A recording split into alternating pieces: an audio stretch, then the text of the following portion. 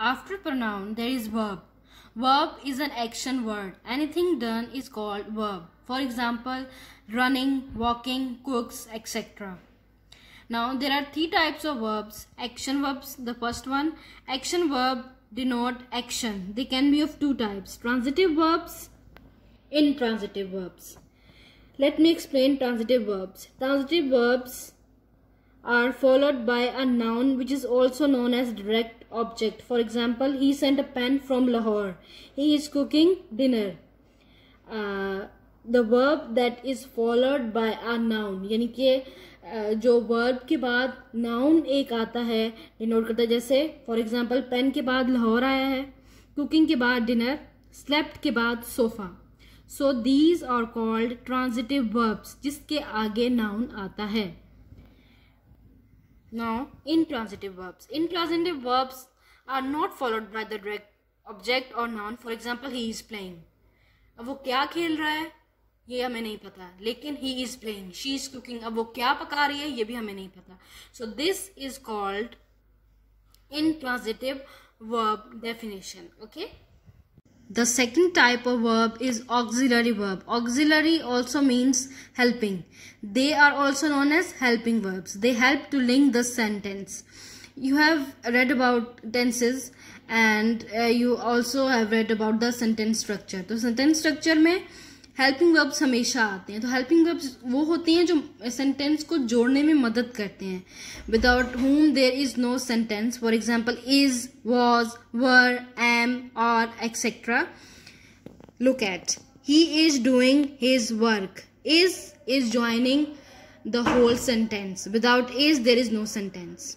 So these are called auxiliary verbs. The third type is modal verbs. Modal verbs gives us the hint on possibility of something happening. For example, can, should, could, might, etc. शायद, होना चाहिए, जैसे ये तो होना चाहिए था, तो होना चाहिए is called modal verbs. The modal verbs are actually the hints. This might be her. Okay.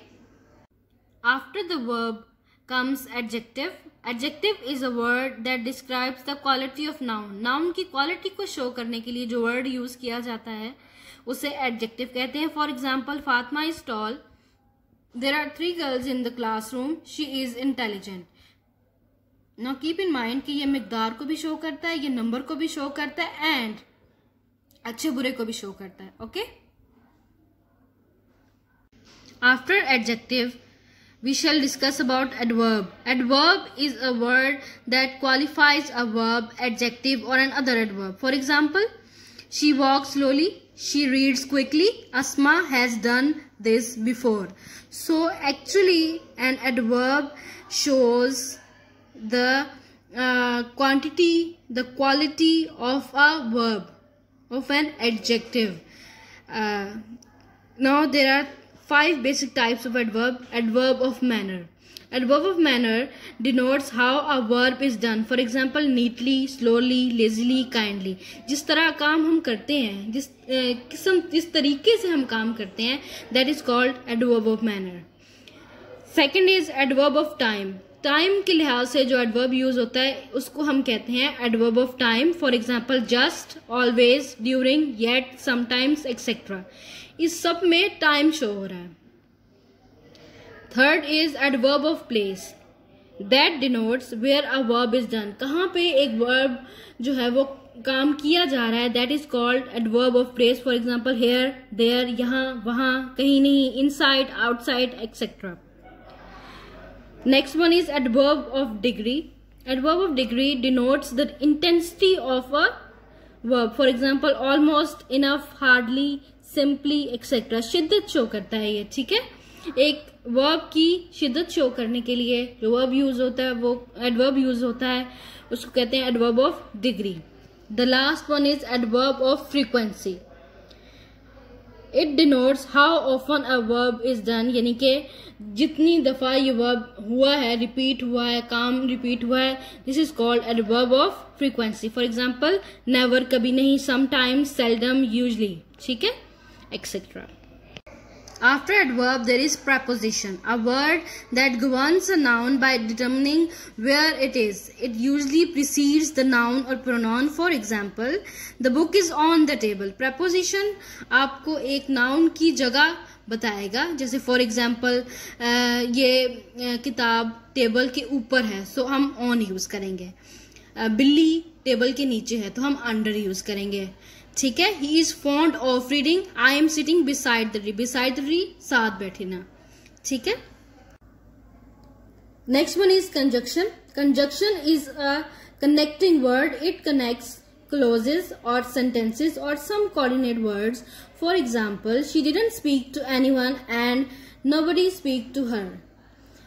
ये वो वर्ड होता है जो दो सेंटेंसेस को या दो वर्ड्स को आपस में कनेक्ट करता है. जैसे अस्मा एंड हिरा. ठीक है. दो वर्ड्स को कनेक्ट कर रहा है और इस एग्जाम्पल में ये दो सेंटेंसेस को कनेक्ट कर रहा है. सो द कनेक्टिंग और joining word is called conjunction. Last but not the least is interjection. Interjection is an abrupt remark or a word denoting sudden emotion or reaction. For example, alas, she has failed. बहुत अफसोस हुआ, वो fail हो गई. Hurrah, we have completed the task. हम जीत गए. So जो हम सडन रिएक्शन में एकदम से वर्ड्स मुंह से निकालते हैं, this is called interjection in English grammar. And this is the last one of the parts of speech. और एक और last note. Interjection always has an exclamation mark to denote sudden reaction. तो sudden reaction को show करने के लिए एक exclamation mark, जैसे कि आपने ओह के आगे भी देखा, अलास के आगे भी देखा, हुर्रा के आगे भी देखा और आह के आगे भी देखा. ठीक है. तो डू रिमेम्बर दिस.